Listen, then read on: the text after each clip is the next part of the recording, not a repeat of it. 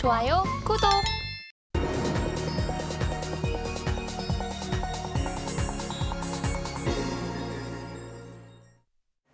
개인 투자자가 아닌 전문가는 장 시작 전 뉴스를 볼 때 어떤 부분에 초점을 맞출까요? 오늘의 일면 헤드라인입니다. 코스닥 급락의 매도 사이드카, 전날엔 매수 사이드카, 온탕과 냉탕을 연이어 지금 번갈아 가면서 보이고 있는 우리 시장입니다. 자, 그럼 헤드라인 풀어주실 분이죠. 진인베스트먼트 정선호 대표와 함께합니다. 어서 오세요. 네, 반갑습니다. 네, 대표님. 어느 장단에 춤을 춰야 될지 모르겠습니다. 헤드라인 풀어주시죠. 일단은 맞아요. 많은 시청자분들이 증시가 사이드카가 걸릴 만큼 급등을 했다가 증시가 다시 사이드카가 걸릴 만큼 급락을 하니까 어떻게 매수를 해야 되고 어떻게 매도를 해야 될지 굉장히 많이 고민을 하고 있습니다. 그렇다라는 거는 우리가 여기서 포지션을 취하기 위해서는 과연 이러한 현상이 왜 일어나는가 여기에 대해서 좀 중점을 둘 필요가 있는데 사실 이러한 현상이 일어나는 이유는 가장 간단합니다. 바로 공매도 금지 효과겠죠. 그럼 공매도 금지 효과가 과연 왜 이것 때문에 왜 지금 우리나라 증시가 이렇게 급등락을 반복하는지 여기에 대해서 여러분들이 좀 이해를 하실 필요가 있는데 자, 뉴스를 보시면 좀 쉽게 이해하실 수 있습니다. 자, 공매도 금지가 되면서 가장 크게 수혜를 받았던 게 뭡니까? 자, 보다시피 공매도 금지에 뭐한다? 깜짝 놀란 외국인이라고 하죠. 그러면서 2차 전지 묻지마 쇼커버링이라고 하는데 말 그대로 일단 공매도를 하게 되면요. 우리가 이 주식을 다시 되갚아야 돼요. 그것을 사서 갚는 걸 이제 쇼커버라고 이제 우리가 표현을 좀 할 수 있는데 지금 뭐예요? 2차 전지 묻지마 쇼커버링이라는 거는 지금까지는 뭐였다? 이 공매도가 사실상에 여러분들이 아실지는 모르겠지만 2차 전지에 가장 많이 집중이 되었다라는 겁니다. 그러다 보니까 2차 전지에 대한 이 쇼커버링이 들어오면서 이 당시에 공매도 금지와 함께 외국인이 묻지마 매수를 하면서 뭐였다? 반등이 나왔다라는 거고 다음 뉴스를 보시면 또 아시겠지만 뭐예요? 바로 하루 만에 또 뭐예요? 2차 전지주들이 하락을 하면서 공매도 금지 효과가 끝났나라는 이야기와 함께 지금 증시의 급등락을 사실상의 뭐다? 이 공매도 금지 효과라고 하지만 2차 전지가 지금 주도를 하고 있다는 거예요. 그만큼 시장에서 우리가 지금 집중적으로 봐야 되는 거는 2차 전지주가 움직이는지 올라가는지 빠지는지 봐야 되는 건데 사실 어제 시장 하락 같은 경우는 뭐 때문에 시장이 빠졌다? 2차 전지주가 빠졌기 때문에 빠졌다라고 좀 보시면 좋아요. 그럼 우리가 여기서 중요한 게 왜 2차 전지주가 빠지는지 거기에 대해서 좀 분석을 해볼 필요가 있겠죠. 2차 전지주가 빠지는 이유가 정말로 이 악재라든지 이거를 버려야 된다든지 그런 모멘텀이라고 한다고 하면 우리가 2차 전지주를 떠볼 필요가 없는 거고요.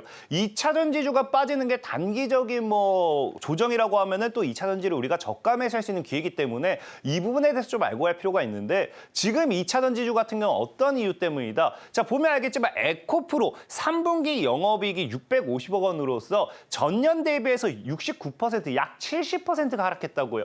그러다 보니까 실적 악화 때문에 주가가 하락한다라고 이야기하는데 저는 사실 이거 아니라고 봅니다. 왜? 에코프로 같은 기업은 이미 실적으로 이야기한다라고 하면은 증권가에서 이야기하기에는 이미 실적 예상치보다 주가가 너무 과하게 상승했기 때문에 말도 안 된다라고 표현을 했던 부분이 굉장히 많았고요. 애초에 에코프로라는 종목 자체는 기업 자체는 실적을 가지고 올라가기보다는 2차 전지 테마성 가지고 올라간 게 굉장히 컸습니다. 그렇다라는 거는 이 종목이 실적이 아니라 왜 올라가는가를 좀 봤을 때는 저는 차트 속에 답이 있다 생각해요. 실질적으로 에코프로의 차트를 볼게요. 이제 하방 추세대를 이제 돌파하면서 상승이 나와줬습니다. 근데 이제 보시면 아시겠지만 어제장에 이 꼬리 윗꼬리를 달고 아래 꼬리를 다는 구간을 보면은 뭐가 존재하느냐? 이동평균선이라고 존재해요. 우리가 이제 알다시피 주식의 차트의 기본은 이동평균선의 매물대라고 표현을 하죠. 이동평균선의 매물대는 왜 생기는가를 봤을 때 자, 다음 이 뉴스를 볼게요. 자, 다음 뉴스를 보면 뭐라고 해요? 에코프로 상투잡은 2차 전지 ETF, 뭐 1조 몰린 개미들 어쩌나라고 하는데 사실상 이전에 에코프로의 고점 150만 원까지 올라갔을 때 그 고점에서 뭐 한다? 개인들이 굉장히 많이 들어왔다는 거예요. 실질적으로 ETF에만 1조가 몰렸다는 거는 다른 2차 전지 관련 종목들의 섹터를 다 포함했을 때는 10조가 넘어가는 금액 이상 개인들이 몰렸다는 건데 그렇다라는 건 뭐 할 필요가 있다? 2차 전지주 지수가 올라가기 전에 이 아까 말했던 고점에서 매수했던 개인들이 악성 매물이 됩니다. 이 매물을 뭐 해야 된다? 털어주고 가야 될 필요가 있다는 거예요. 그래서 실질적으로 다른 종목의 차트들도 본다고 하면은 자 다른 2차전지 차트 볼게요. 금양이라는 종목입니다. 금양도 에코프로랑 비슷해요. 하방 추세 돌파지만 2평대 맞고 떨어지고 분명히 지켜주는 구간이 존재한다라는 것을 확인할 수 있고요. 자 그다음 차트를 또 보고 가도록 할게요. 자 분명히 하이드롬 리튬이라는 종목이에요. 역시나 하방 추세 돌파하면서 아직 2평대 저 위에 물량 소화해야 될 게 굉장히 많긴 하지만 역시나 단기 2평을 맞고 좀 조정을 주는 모습이 우리가 확인이 되고 있습니다. 자 그리고 다음 차트도 본다라고 하면은 포스코홀딩스죠. 포스코홀딩스 같은 경우도 하방 추세 돌파와 2평대 맞고 이동평균세 맞고 조정 주는 구간 지켜주는 건 지켜주고 아래 꼬리를 달고 있습니다. 자 마지막 차트 좀 보고 가도록 하겠습니다. 자 마지막 차트 세로닉스라는 종목이에요. 역시나 2차 전지죠. 자 하방 추세 돌파하면서 2평대 맞고 떨어지는 것이 확인이 되고 있어요. 지금 이 차트들만 보면은 다 어떻습니까? 우리가 차트에서 기본적인 기술적이라고 표현을 하죠. 하방 추세대를 돌파하면서 강한 상승이 나와줬고요. 자 2평대를 맞아주면서 다이렉트 무너지는 게 아니라 무너지지만 지켜줘야 될 구간이 있습니다. 바로 이제 전고점의 지지라인이라고 표현하죠. 이 하방 추세 이런 것들이 다 전고점의 지지라인 때 선을 꺼놨습니다. 이런 구간대를 지켜낸다라는 거는 개인들의 물량을 털어주고 밑꼬리를 닿는 저가 매수가 들어오고 있는 중이다라고 좀 볼 필요가 있고요. 자 그렇다라는 거는 과연 우리가 왜 하필 2차 전지가 이렇게 개인들을 털고 가야 되는가, 개인들을 악성 매물을 소화시켜야 되는가에 대해 좀 생각해 본다라고 하면은 제가 예전에도 한번 얘기했습니다. 자 뉴스를 한번 보고 하면 좀 쉬워요. 자 뉴스 뭐라 합니까? 자 벼랑끝 몰린 IPO 대어라고 하죠. 자 그러면서 뭐예요? 에코프로 머티리얼즈 공매도 금지 최대 수혜라고 이야기를 합니다. 자, 그 말은 무슨 말이냐? 자, 이제 공매도가 금지됐으니까 2차 전지 관련되어 있는 종목들의 모멘텀이 형성이 돼요. 예전에도 얘기했지만 에코프로 머티리얼즈 상장을 앞두고 우리가 두산 로보틱스의 상장을 앞두고 로봇주들이 움직였던 것처럼 에코프로 머티리얼즈의 상장을 앞두고 2차 전지 전기차 관련 수혜주들이 상승하는 그런 효과를 가지고 올 수밖에 없습니다. 그 과정에서 주가가 올라갔는데 1조, 2조, 3조가 넘어가는 개인들의 매물은 뭐가 된다? 상대적으로 주가를 올리는 데 있어서 부담이 될 수밖에 없어요. 그러니까 이거를 소화시킬 필요가 있다라는 거고. 자, 그다음 뉴스도 보면 아시겠지만 우리가 보면은 사상 최대 증시 하락 배팅이라고 하는데 대차장고가 거래가 91조라고 이야기를 해요. 근데 여기서 2차 전지에 대한 대차장고만 약 30조에서 40조가 넘어갑니다. 그 말은 이제 앞으로 2차 전지에 3, 40조에 달하는 매수 자금이 들어와줘야 되거든요. 들어와줘야 되는데 아까도 얘기했던 게 뭡니까? 에코프로 머티리얼즈의 상장과 함께 이 3, 40조에 달하는 2차 전지 매수 자금이 들어오는 데 있어서 악성 매물을 주가 하락에 있어서 이 저항대가 될 수밖에 없기 때문에 이런 모든 것을 소화시키는 과정이 필요할 수밖에 없다. 그렇기 때문에 저는 이 공매도를 통한 어제 뭐 사이드카가 걸리고 그제도 걸리고 이런 모든 것들이 2차 전지주들을 조금 더 올리기 위한 그 과정 속에서 뭐한다? 개인들을 털어내기 위한 그런 흐름이지 않았나라고 좀 생각을 해보면서 2차 전지주에도 좀 한번 지금 시점에서 집중해볼 필요가 있겠다라고 좀 말씀을 드리겠습니다. 네, 유독 급등락이 너무 커서 손을 못 대겠다 하다가도 2차 전지는 사실 간과할 수가 없죠. 그렇다면 투자 포인트를 좀 제대로 잡아보면 좋을 것 같은데요. 어떤 부분에 좀 포인트를 잡아봐야 할지, 어떤 종목이 좀 수혜주로 거론되고 있는지 바로 여쭤보겠습니다.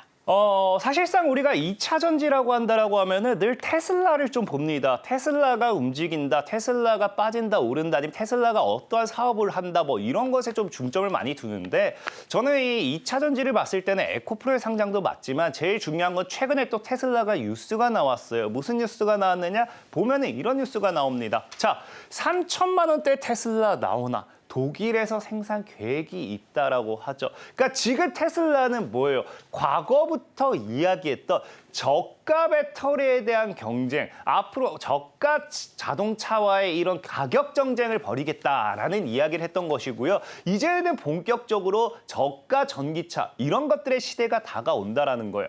그럼 우리가 저가 전기차가 본격적인 상용화가 됐을 때 집중해야 되는 건 뭐냐고 하면은 다음 뉴스를 보면 나오겠죠. 이 저가 자동차의 핵심은 테슬라가 가격을 내리고 또 내릴 수 있는 데 있어서 이 중요한 핵심 뭐 때문이다. 저기 보시면 아시겠죠? LFP 배터리를 써서 가격을 가격을 낮춘다라는 거예요. 사실상의 전기차에서 가장 큰 가격을 측정할 수 있는 이 요인이 되는 게 바로 배터리입니다. 배터리가 가격이 굉장히 비싸기 때문에 전기차가 상대적으로 가격이 비싸질 수밖에 없고요. 반대로 이야기한다고 하면은 배터리 가격을 낮출 수 있으면 있을수록 전기차 가격을 할인을 할 수 있겠다라는 거겠죠. 그러다 보니까 이런 전기차 관련돼 있는 모멘텀에서 저가 전기차를 우리가 본다라고 하면은 LFP 배터리를 볼 수밖에 없어요. 그래서 지금 만약에 우리가 2차 전지를 본다, 테슬라의 동량에 집중한다라고 하면은 LFP 배터리 관련돼 있는 이런 부분에 좀 집중을 해야 되는 거고, 그럼 이 LFP 배터리를 만약에 우리가 관련 수혜주를 찾는다라고 했을 때 여기서 제일 핵심이 될 수 있는 기술은 무엇이냐라고 본다라고 하면은 저는 아무래도 이 부분이지 않을까 싶어요. 다음 뉴스를 볼게요. 자, 분명히 LFP 배터리, 아까 얘기했다시피 저가 전기차 시장에 뛰어들면서 전기차들 간의 가격 경쟁이 시작됩니다. 그러다 보니까 더 싸게 만들기 위해서 기업들 간의 이 저가 배터리 경쟁이 시작이 돼요. 그러면서 LFP 배터리 시작되는데 여기서 문제가 뭐다? 재활용이 되지 않는다면은 심각한 환경 문제를 가지고 올 수밖에 없다는 거예요. 그만큼 LFP 배터리에 대한 재활용 부분을 해결하지 않는다고 하면은 이것을 사용하는데 우리가 제한적일 수밖에 없다는 거고, 실질적으로 국내 상황을 볼게요. 다음 뉴스를 본다라고 하면 뭐라고 이야기하느냐? 자, 분명히 급증하고 재활용이 안 되면 환경오염이 굉장히 크다라고 하는데 뭐예요? 재활용 업체는 국내는 없다라는 거예요. 그러니까 앞으로 뭐 할 수밖에 없다. 이 재활용 관련돼 있는, 재사용 관련돼 있는 LFP 배터리 관련돼 있는 기업이 나온다라고 하면은 굉장히 독보적인 수혜를 볼 수밖에 없다라는 겁니다. 그래서 LFP 배터리 관련해 가지고는 이 재활용, 재사용을 할 수 있는 기업을 한번 찾아보시라라고 말씀을 드리겠습니다. 네, 지금 딱 정확히 분석을 해주셨는데요. LFP 배터리를 재활용하고 또 재사용할 수 있다면 얼마나 좋을까라는 그런 부분에 기대를 해봤는데, 사실상 지금까지는 국내에서는 그런 기업이 좀 전무하다고 했습니다. 그렇다면 여기서 지금 핵심적으로 수혜를 받을 수 있는 종목이 딱 떠오를 것 같은데요. 딱 한 종목이 있습니다. 바로 이제 KPS라는 종목이 되겠죠. 이 KPS라는 종목은 이 LFP 배터리 관련해 가지고 리사이클링 관련돼 있는 사업을 국내 최초로 지금 상용화를 시키겠다라고 하면서 이 사업에 대한 본격화를 이제 진행하고 있어요. 그러다 보니까 여기 관련돼 있는 모멘텀이 나와줄 수밖에 없는 경우고요.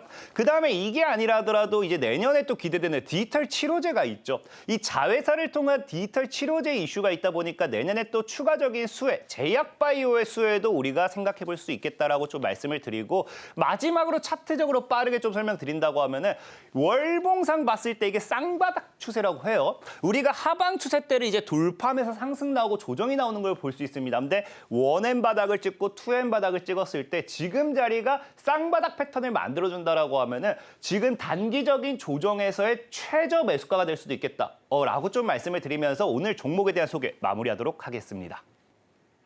네, 2차 전지 다시 한번 살펴보고 싶으신 분들 가운데서 LFP 배터리 재활용 그리고 재사용 관련주 살펴보시면 좋겠습니다. 그중에서 KPS를 단연 1위 종목으로 꼽아봤는데요. 우리 시청자 여러분들께서도 꼭꼭 눈여겨봐 주시면 좋겠습니다. 지금까지 진인베스트먼트 정선호 대표와 함께했습니다. 오늘 말씀 고맙습니다. 감사합니다.